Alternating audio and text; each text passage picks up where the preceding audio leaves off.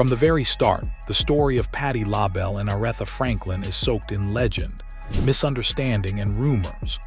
Two queens of soul, two voices that could shake the heavens, and yet whispers followed them. Whispers of rivalry, snubs, unspoken slights, and a feud darker than anyone expected. What if I told you that much of what's circulated is more myth than fact?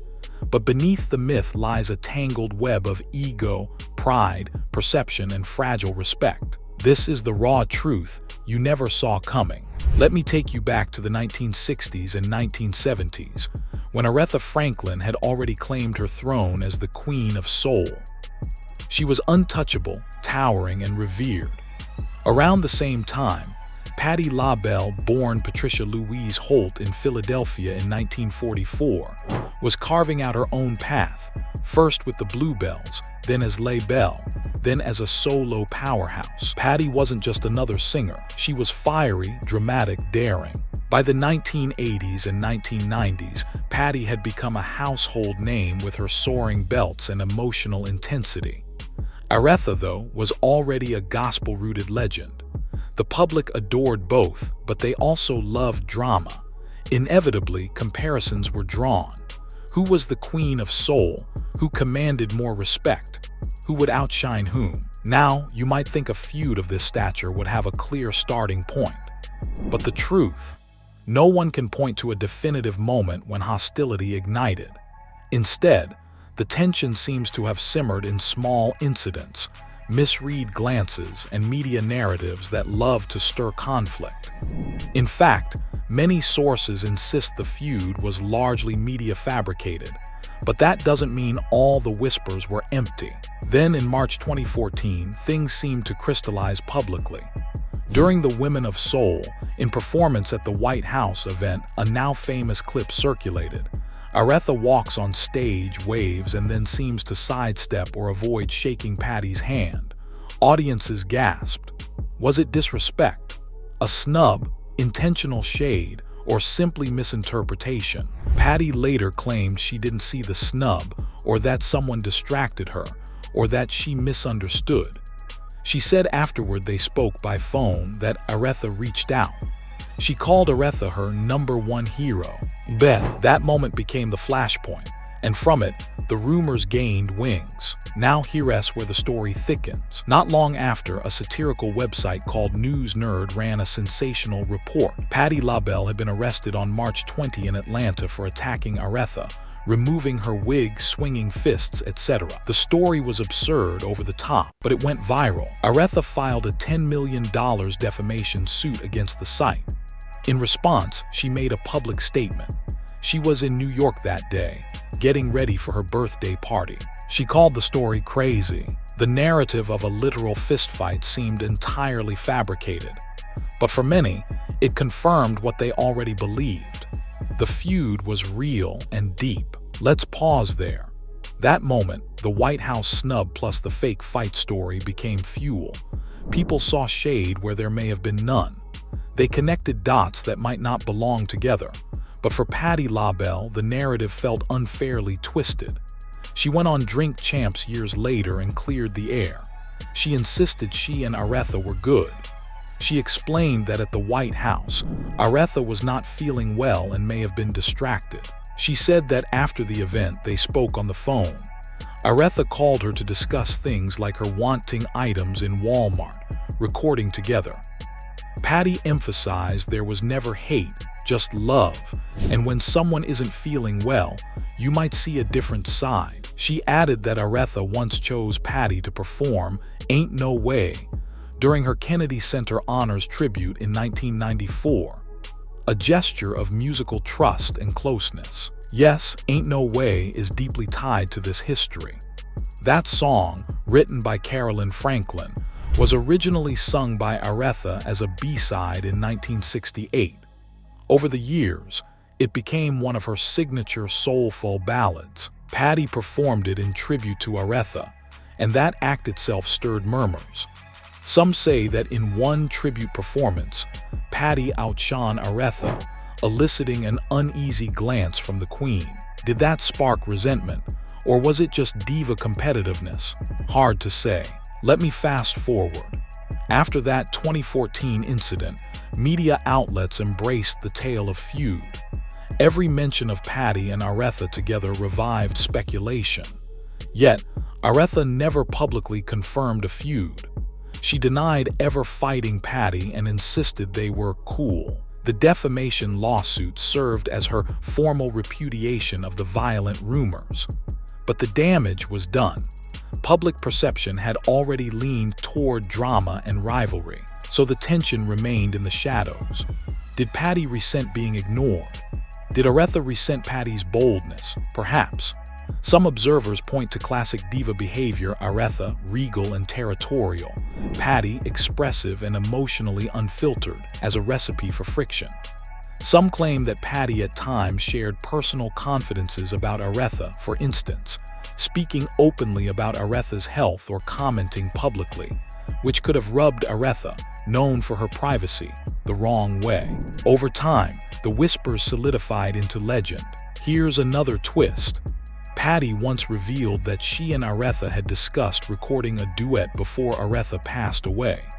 She said 3 months before Aretha's death, they talked about working on a joint project, though they never found the time or concept. Soulful detrate come. That suggests there was ongoing connection, even amid rumors of distance. Even toward the end, Patti claims there was hope of collaboration. If you stop to think, tensions between two superlative vocalists, both proud, both with grand stages behind them, are almost inevitable. They occupy overlapping space. They are measured in comparisons. But the idea of a dark feud might overshadow the possibility that much of the conflict was amplified or distorted by media hunger for drama. Let me give you a few sharper moments that fans point to as signs of real friction: moody glances, absence of hugs, clipped interactions. In earlier appearances together, award shows, televised events, observers reported seeing Aretha appear distant or reserved when Patti was present. On Opera's Legends Ball, for example, some reported that Aretha was curt with Patti. Others recalled Patti's tribute performances met with ambiguous reactions, polite nods, neutral expressions. One fan forum recalls a legendary moment. Patti performed "Ain't No Way" in Aretha's presence, giving a performance so passionate listeners said she outdid expectations.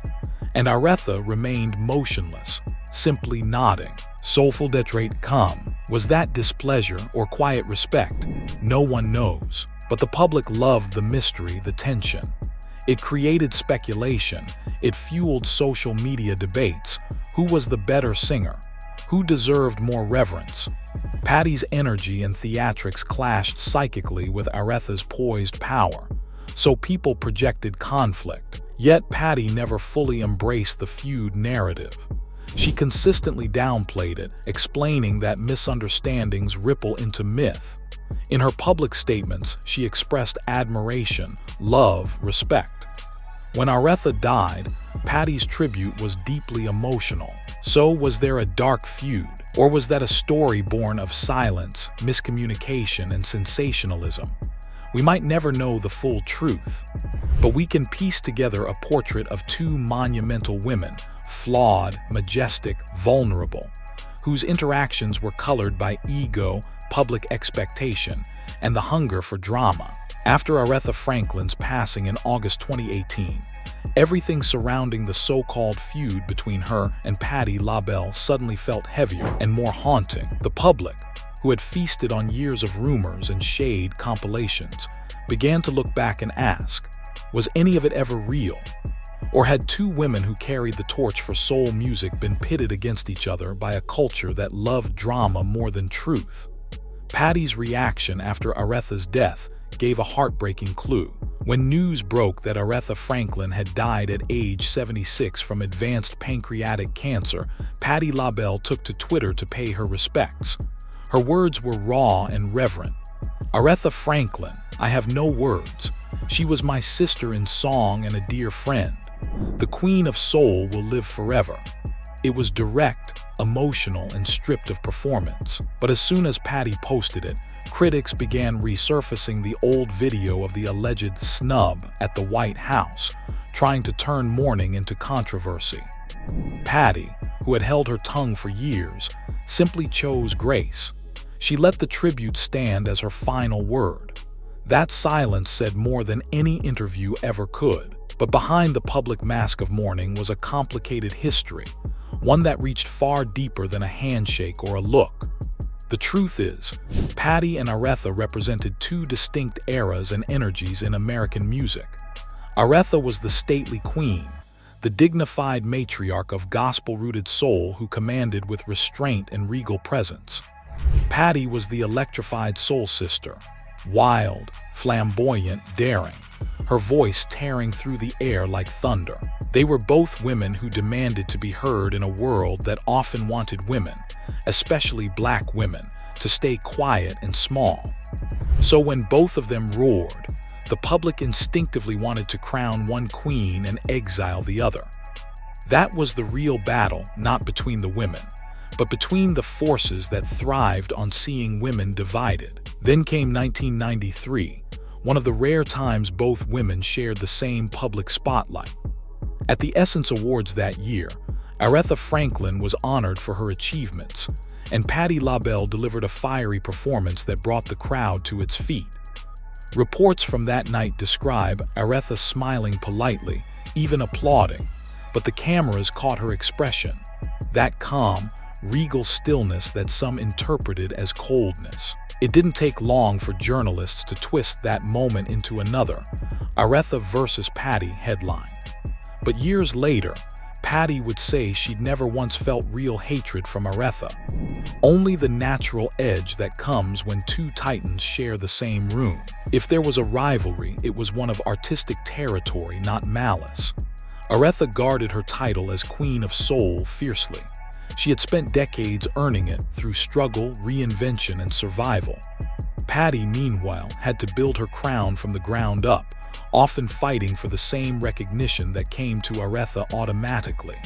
She once said in an interview, "I never wanted Aretha's crown. I just wanted my own hat." It was a powerful way of saying she never wanted to dethrone Aretha, only to stand beside her with her own legacy intact. But despite the love, things were complicated. Patti LaBelle, in her memoir Don't Block the Blessings, wrote about how fame could make women guarded, especially in the soul world. She didn't name Aretha directly, but she talked about some sisters in the business who treated her coldly or dismissed her in early years. Readers instantly assumed she meant Aretha. Patti never confirmed it, but she never denied it either. And in that silence, the myth deepened. Then came 1998, a defining year for Aretha Franklin. That was the year she replaced Luciano Pavarotti at the Grammy Awards with an iconic last-minute performance of Nessun Dorma. That same year, Patti was also experiencing a second career boom, performing on Broadway, headlining major tour, and earning new generations of fans. Reporters again started asking both women the same tired questions. Who was the real queen? Was there competition? Patti, ever the straight shooter, told Entertainment Weekly, "There's only one Aretha Franklin. She's the queen. I'm the princess, or maybe the duchess, whatever she lets me be." It was half joke, half truth. She understood that Aretha's reputation was sacred territory. But under that humor, there was also an awareness that the industry was built to crown only one woman at a time, and that dynamic inevitably creates tension, even between icons. Now flash forward to 2001. That year, both women were invited to perform at the same event, the VH1 Divas live concert themed around soul legends. Fans were buzzing. Was this finally the moment the world would see Patti and Aretha on the same stage, sharing a song? But when the night came, Aretha arrived late, her mood subdued. Patti performed separately, and Aretha's segment aired after hers. There was no joint moment, no hug, no duet. Insiders later revealed that both women had been polite backstage, but distant. One producer claimed Aretha had requested to go on last as the closer. For Patti, that wasn't an issue. She knew how show business worked. But the media framed it as Aretha demands diva treatment, snubs Patti. The feud narrative was too profitable to die. Behind the scenes, those who knew both women said they had a sisterly distance. They loved each other as peers but were never close friends. They respected one another's work but both had strong, immovable personalities. A former label executive described it best. When Patti walked into a room, she wanted to make you feel the power. When Aretha walked in, she wanted you to remember the power she already had. In that sense, they mirrored each other, and mirrors often make people uncomfortable. Then in 2011, something changed. Aretha Franklin had undergone serious health scares, leading to surgery that sparked speculation about her condition. Around that time, Patti reached out publicly, telling reporters she was praying for Aretha's healing and wanted to visit her. Aretha later issued a statement thanking her for the concern, but also reminding the media that she was doing fine and didn't need special visits. To some, that sounded icy. To others, it sounded like Aretha simply guarding her privacy. But it added another brick to the wall of perception that these two women just couldn't connect peacefully. And yet 3 years later, the supposed snub at the White House reignited it all. The video clip became a viral meme. But when Patti was finally asked about it in a 2023 Drink Champs interview, she laughed gently and said, "People love to make things up. That's not who Aretha was, and that's not who I am. We were fine. We talked after that. She wasn't feeling well. I'll never let anyone tell me I didn't love that woman." That statement carried years of exhaustion. The exhaustion of a woman tired of defending herself against an invisible feud. Still, there's a haunting irony in how the legend persisted. In the months before Aretha's passing, a friend of both women, the producer Clive Davis, reportedly invited them to a dinner in New York. Aretha, who by then was growing weaker, declined. Patti attended and spoke warmly of her sister Aretha to the crowd. She told a story about how Aretha once called her crazy in the most affectionate way, saying, "Girl, you're out here doing flips and I'm just trying to sing." They both laughed about how different their styles were. That's when Patti realized something important. The world saw them as rivals, but they saw themselves as two different shades of the same spirit. Both women were born to praise, to testify through song, one through the church, the other through the stage. After Aretha's death, Patti was invited to perform in several tribute events, including Aretha, a Grammy celebration for the Queen of Soul in 2019. She performed "You Are My Friend," one of her signature hits, dedicating it to Aretha. Her voice cracked mid-song. She told the audience afterward, "That was my sister. We had our moments like sisters do, but I will always honor her. Always." That moment finally felt like closure. A quiet, human acknowledgement that their story was never just about feuds or fame, but about two women who had to carry the crown of soul on their shoulders for decades, often alone. If you listen closely, there's a deeper truth beneath their supposed rivalry. Both women symbolize two ways of surviving in an unforgiving industry. Aretha Franklin ruled with grace and control, maintaining distance as a form of dignity. Patti LaBelle ruled with warmth and chaos, collapsing boundaries with emotion. They represented different survival mechanisms, and sometimes that difference alone is enough to cause friction. But even friction can exist without hatred, and perhaps the real tragedy is how the world treated them. For years, male artists from Otis Redding to James Brown could coexist as legends without being constantly compared. But when it came to women, especially black women, the industry and the press always wanted a queen bee war. It happened with Diana Ross and Donna Summer, with Whitney and Mariah, and it happened with Aretha and Patti. As Patti once said in an interview, "They never let us just be. It's always a contest, even when we're just singing our songs." That statement might be the key to understanding why this dark feud myth lasted so long. It wasn't really about Aretha versus Patti. It was about how the world loves to watch powerful women fight, even if they never actually do. Still, stories have power, and once they start, they grow a life of their own. Even now, years after Aretha's passing, Whenever Patti performs Ain't No Way, the song that once belonged to Aretha, audiences still read into it, searching for meaning, for hidden messages. Maybe they're right too. Because when Patti sings it, there's reverence in her tone, but also a quiet ache, like she's saying sorry for something that never needed to be apologized for. Sorry for the way stories can twist. Sorry for the moments lost to ego. And sorry that two women who gave their souls to music spent decades misunderstood. Patti LaBelle's last words about Aretha remain simple but profound. She's still teaching me, even now. That's how powerful she was. Those words reveal the ending the tabloids never printed. Beneath all the supposed bitterness was respect, deep, enduring respect. There were probably moments of pride, defensiveness, maybe even jealousy, but they were human moments, not hateful ones. And as time passes, what remains isn't the feud, it's the legacy of two women who changed American music forever. So maybe the feud you never saw coming was never really between Aretha Franklin and Patti LaBelle. Maybe it was between truth and myth, between the way we see legends and the way they see each other. Because sometimes, the most dramatic battles aren't fought in public.